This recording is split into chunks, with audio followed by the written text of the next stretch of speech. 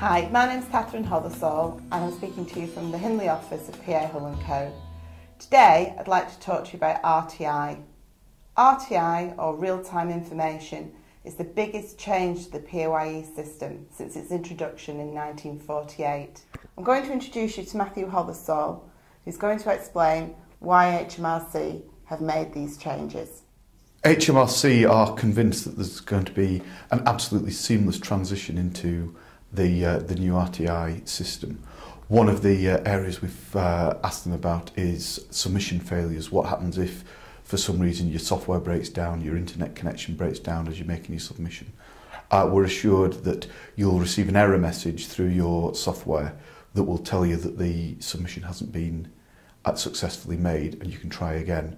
Another area that we've been concerned about is what happens if after you've run your payroll you discover that you've made an error in there, and the way around that is going to be either if you discover that you've paid an employee too little, you've forgotten some overtime or you've missed off some hours that they worked, then you'll be able to make another submission in that period to cover the extra payment that you're making to them.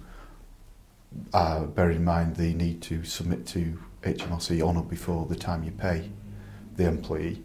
If there's any other error, you can correct it in the following payroll submission. So when you next make your full payment submission, you can correct it then. What about if there's no PAYE due? If there's no PAYE due in a period, perhaps because everyone's earning below the level or you've not paid anyone in that period, you'd submit an employer payment summary just to let the revenue know that they shouldn't be expecting any money from you in that period. There's no change to the ruling that if you owe less than £1,500 in PAYE, you only have to pay it every quarter. So it might be useful to submit the employer payment summary with each payroll period, just to again confirm to the revenue that you're not making any payments in that period. What about if someone's got casual staff? If someone's got casual staff and they're not working in a particular payroll period, then there'll be no submission made for them. If someone doesn't work for you for 13 weeks, the revenue are going to assume that they don't work for you anymore. And particularly where people perhaps employ students or there are staff who are on maternity leave where the maternity payments have finished but the employee is still expected back at the end of their extended maternity leave, then it's going to be a requirement to just make a note on the full payment submission, just to let the revenue know that these people are still on the payroll, even though they're not being paid for a prolonged period. What will happen if payroll data doesn't match HMRC records? Well, there's two types of data really. There's the sort of the standing data, so your employee name, address, national insurance number, date of birth. HMRC are going to be doing automated checks on particularly the national insurance numbers to make sure that they make sense, and if they don't match the records that they have for a particular person, they'll send back an error message asking you to check the national insurance number to make sure it's correct. On a period-by-period basis, there shouldn't be any differences between what you're submitting to HMRC and what HMRC are recording for you. But I think we are going to find some timing issues where perhaps something that you submit for period 1 is recorded by the revenue for period 2 or what have you.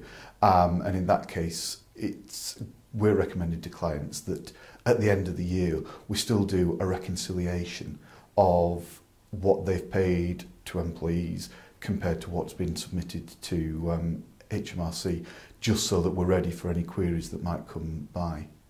In the event that the year-end reconciliation process uncovers differences between the actual events and what's been submitted to HMRC, there's a facility to supply an earlier year update to them, which will correct the errors and make sure that everything reconciles going forward. And what about penalties? This year, there are going to be no penalties for the late submission of full payment submissions, as long as everything's submitted by the correct date at the year end next year. But we don't think that's going to continue, and everyone will have to get into the discipline of submitting each payment submission on time. We still have the penalties for non-payment or late payments of the PAYE that's due each period. That escalates on a monthly basis, and there's also interest charged on any late payments.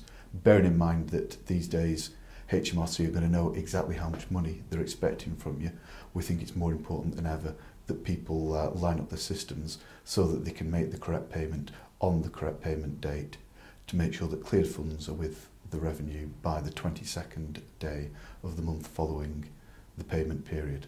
So that's checked to them by the 19th to make sure the funds are cleared in time. Thanks for watching the film. I hope you found it informative on how RTI can affect your business. If you've any concerns at all, here at P.A.Hull & Co we offer a full payroll bureau. Please contact us on the number below for any advice.